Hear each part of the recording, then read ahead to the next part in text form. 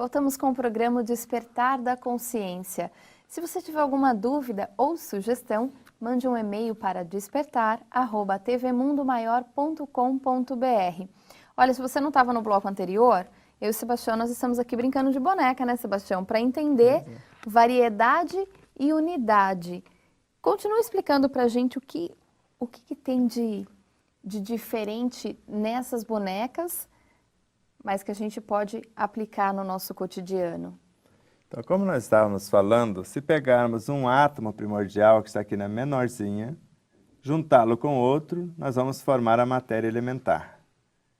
E essa matéria elementar, juntando-se ela mais outra, vai formar a energia universal, que ao juntar-se com outras unidades, a matéria mental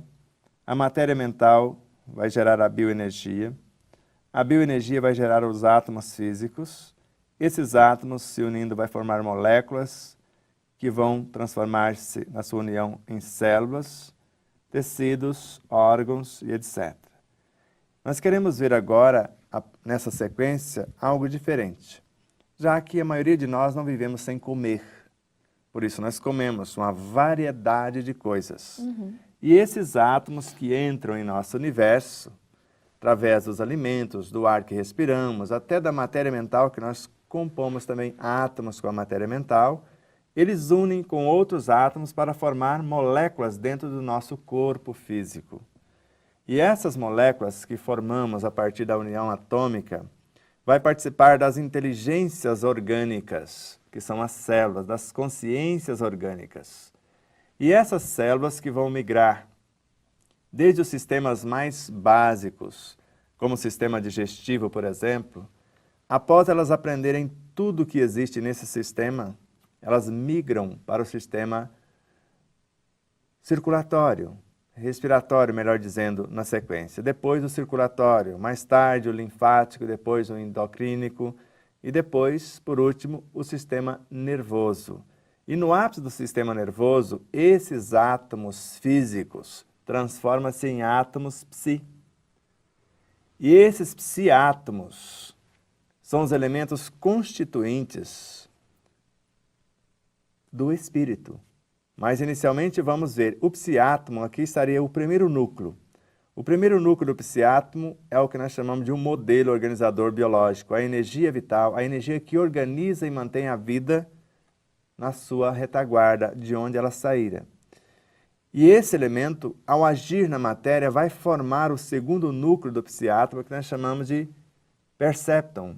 A área da percepção e memória é o veículo que nós chamamos o perispírito de fato, as camadas além do modelo organizador biológico, que seria a energia vital mais exatamente. E essas camadas interiores do perispírito, que nós chamamos da área da percepção e memória, corpo mental, corpo emocional e etc., elas vão transformar-se porque o perispírito sofre transformações sucessivas até a sua completa purificação. Nas camadas mais profundas que nós chamamos de intelecton, que é a inteligência, consciência. E essa unidade psiátomo é o elemento que vai individualizar-se, uma porção dele, segundo Hernani Guimarães de Andrade, organizadas e as suas experiências somadas, na alma humana, na forma humana. E mais tarde, esta personalidade humana, ao sublimar-se, vai transformar-se no eu superior, que é o que nós chamamos hoje também de o self em nós, que é o considerado o Cristo interno, que é a síntese de todas as consciências, sintetizada daquilo que vivemos. E essas experiências somadas, esses pequenos Cristos, vão se multiplicar e vão transformar-se no Deus interno, que é o Espírito imortal, é o que eu, você, todos nós somos.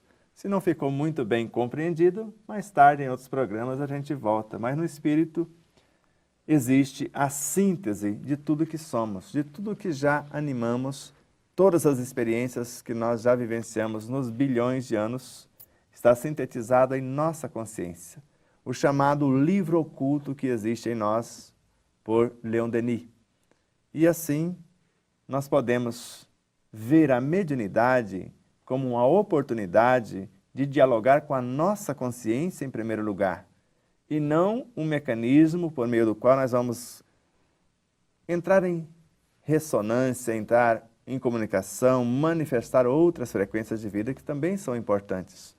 Mas o mais importante, como afirma o Dr. Sérgio Felipe de Oliveira, o doutor e mestre em psiquiatria, o neurocirurgião, neurocientista, esse ser que é um multiverso consciente, professor universitário, etc., ele informa que o primeiro espírito que deveríamos receber numa reunião mediúnica é o nosso. E a maioria de nós não queremos comunicar conosco, porque é o que Allan Kardec fez a partir de 1859. 2 anos após a confecção da primeira edição do Livro dos Espíritos, ele já estava interrogando a consciência do indivíduo e não mais o interesse direto pela comunicação com os outros espíritos, que já era um fato, já estava comprovado. Então, espero que tenha ficado mais ou menos claro. No livro está mais detalhado. Esperamos que no futuro a gente possa construir gráficos nesse livro, alguém se candidatar para isso. E se alguma loja também se interessar que vende essas bonecas, chamado bonecas russas, que quiser doar uma porção delas para a gente poder explicar no futuro, a gente pode colocar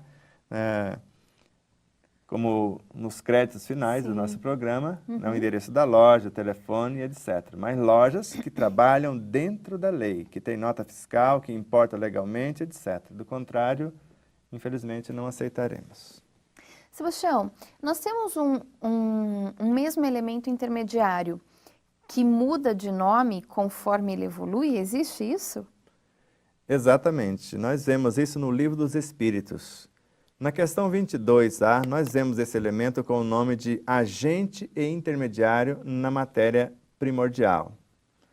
Mais tarde, na questão 27, a gente flagra esse mesmo elemento tendo o nome de energia universal ou fluido universal. Já na questão 65, o nome dele é princípio vital.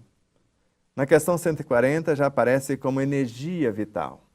E só mais tarde, na questão 93, e depois 135, 135A, 257, que ele aparece com o nome de perispírito.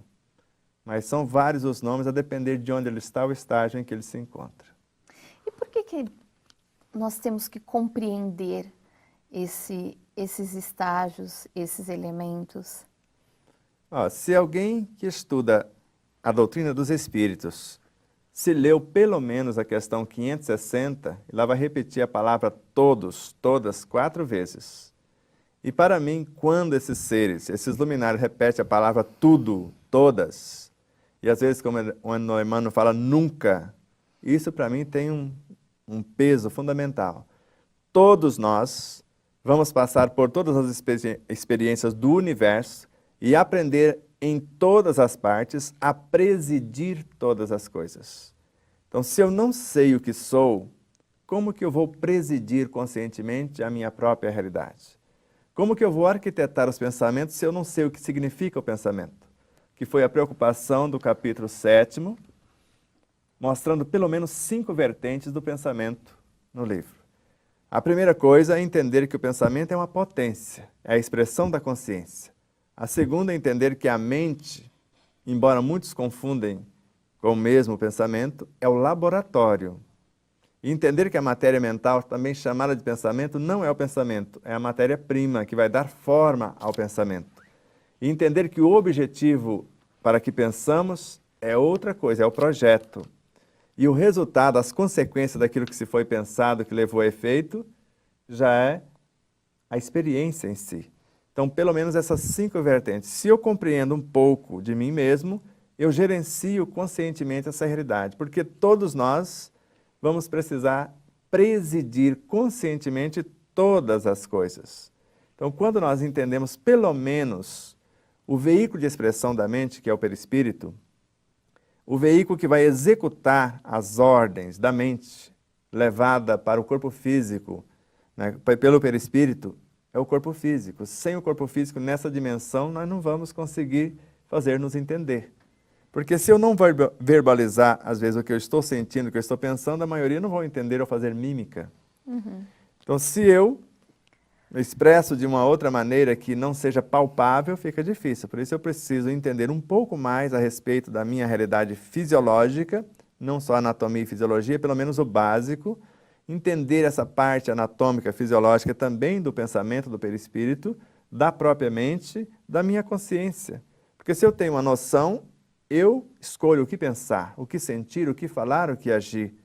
Mas se eu não escolho, alguém vai fazer isso por mim. Eu entro nos ambientes, eu não estava pensando mal da vida alheia e saio de lá com raiva de alguém. E que elemento é esse, Sebastião? Esse elemento intermediário? Esse é o que carinhosamente chamamos de o parceiro inseparável do espírito.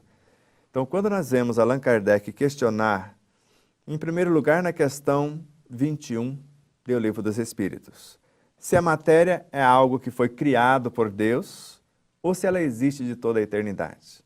Então, a matéria é uma criação. Então, definido. A matéria é algo que tem extensão, que é impenetrável, que afeta os nossos sentidos? É questão 22. E aí, Allan Kardec já fica surpreso. Então, a matéria que você conhece, sim. A que você está palpando e etc. Mas não a matéria primitiva, né, da qual existem estados que está longe de conhecer. Então, sábio é quem reconhece a própria ignorância. Ou quem deixa de lado o seu saber, que é quando Kardec mostra isso no Livro dos Espíritos. Porque algo novo não se faz com ideias preconcebidas. E ele tinha uma ideia preconcebida que matéria era só o tangível, visível, em movimento, etc. Então ele questiona outra vez na questão 22A, que definição podeis dar da matéria? A matéria é o laço que prende o espírito, o instrumento do qual ele se serve e, ao mesmo tempo, sobre o qual exerce uma ação. Agora ficou mais complexo, porque ele pergunta sobre a matéria e ele fala sobre o espírito também. Aí nós percebemos que o espírito, o princípio inteligente do universo, estava imerso nesta matéria primitiva, nessa matéria primordial, com o auxílio da qual e por meio da qual ele atuava, ele se fez, individualizou-se como princípio inteligente, destacou de lá, mas ele precisa dessa matéria para evoluir. Mas no segundo bloco, ou no bloco posterior, melhor dizendo, no terceiro bloco, nós voltaremos à baila com esse assunto. É isso aí, nós vamos para um rápido intervalo e voltamos daqui a pouquinho, não sai daí.